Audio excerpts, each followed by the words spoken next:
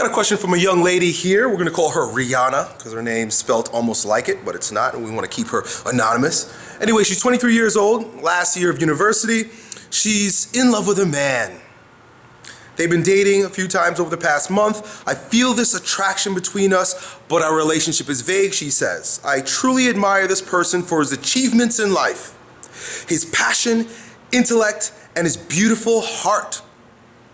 I've also felt that feeling of awe towards him that you've described in one of your recent videos. Physically, he's an attractive guy that likes to keep himself fit, but for some strange reason, there's a lack of lust to ride our relationship further. So my question is, can this admiration towards him generate lust over time? Basically, she's wanting to know, is it bird?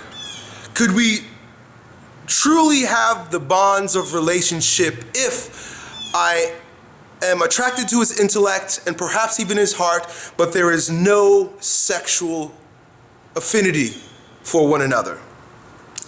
I'm going to go out on a limb here and I'm going to say yes, but not completely.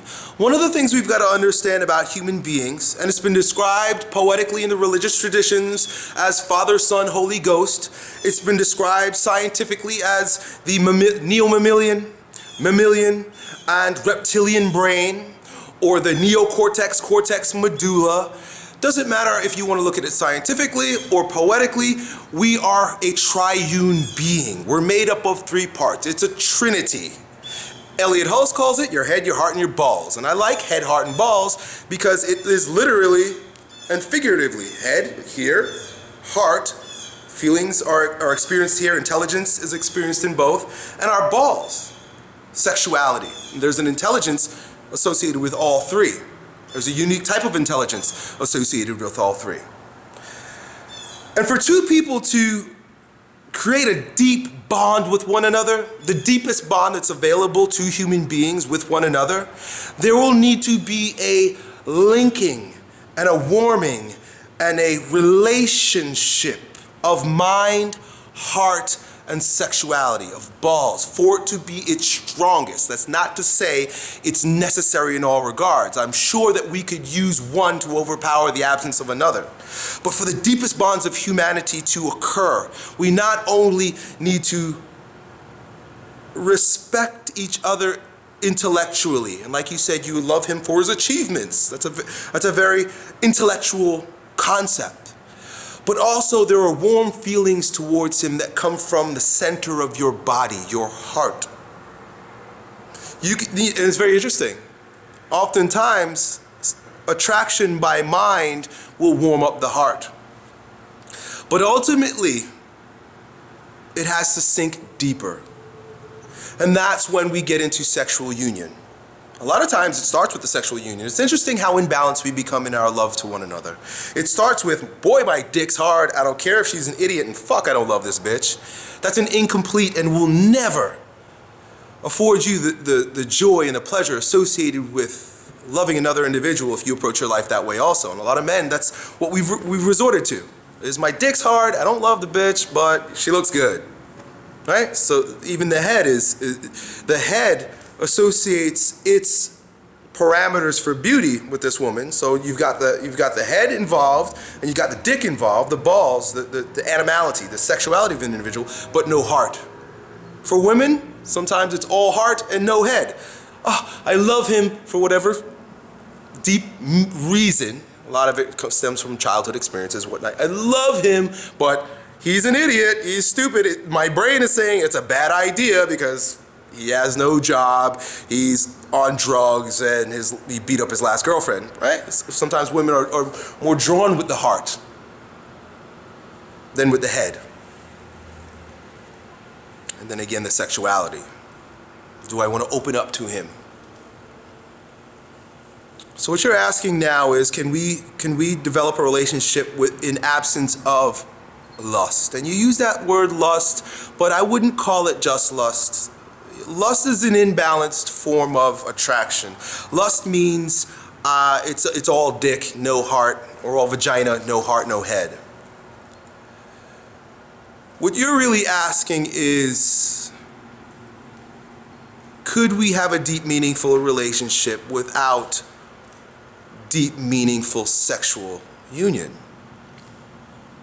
I don't think it's necessary in your case. I think what happens is a lot of times when there are individuals who are contracted in the lower portion of their bodies, come together by heart and head, but yet have they're very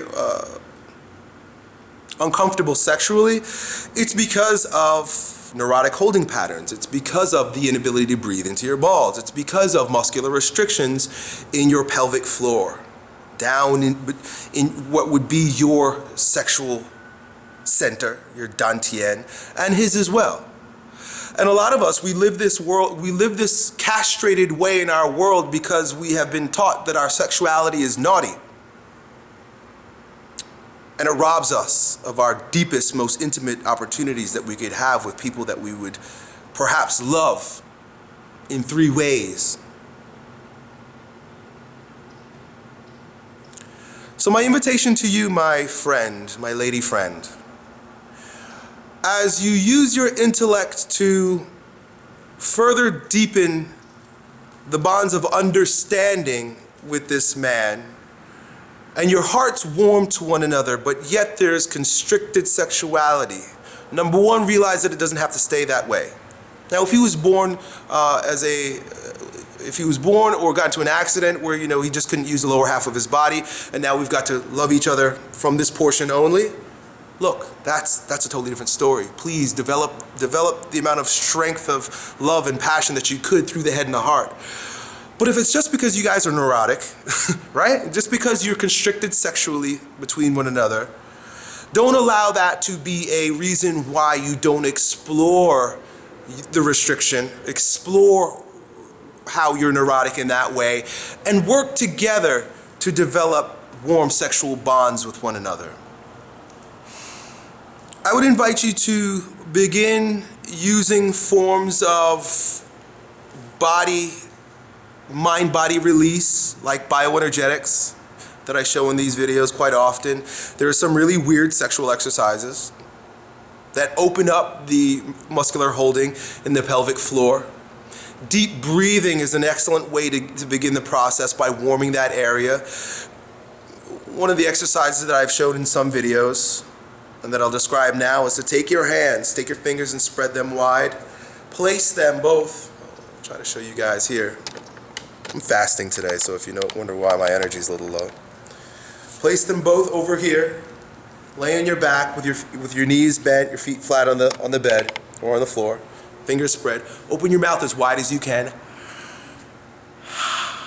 And allow your belly to expand. Your hands should be about 6 inches above your belly.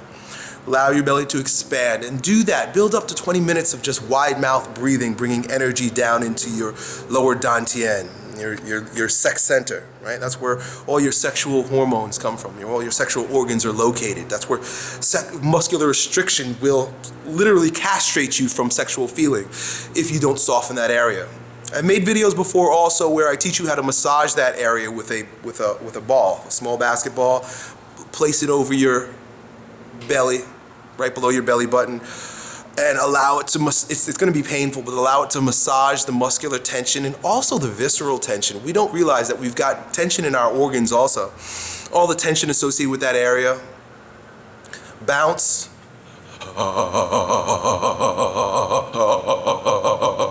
Let your hips do this as you're bouncing. Of course you can't see me, but I've done videos where I'm doing weird shit like this.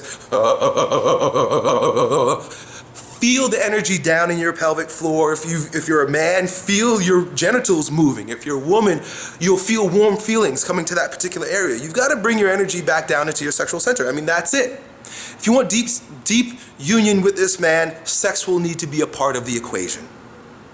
Don't be embarrassed by it. Don't be embarrassed by the fact that it's not there yet. Speak to each other. You're both intelligent individuals. Speak to each other about it. Look, we like each other, right? I'm a virgin and you're a virgin. Clearly, we've got some hang-ups about sexuality. Let's explore this. Look, they've got classes. They've got like tantra classes and stuff. Don't be embarrassed, folks, about your sexuality or lack thereof. We're all fucked up sexually. We're all fucked up in our hearts and in our heads. It's a neurotic society that we were born in. Civilization has damaged the physical integrity of the human being on multiple different levels, and sexuality is just one of them. Don't be embarrassed by it. Look at it for what it is and approach it practically.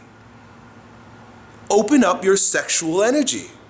We're so grossed out by that area of our bodies. We think we're really sexually liberal, but we're not. We're still very sexually conservative, and that word even it doesn't give justice. We're perverted sexually in the way we look at each other sexually and experience ourselves sexually. So that's it. Explore it with each other. If you love each other, explore this with each other. But understand that it's incomplete, especially if it's available. It's incomplete. Your love will be incomplete if you don't go through this together. Done.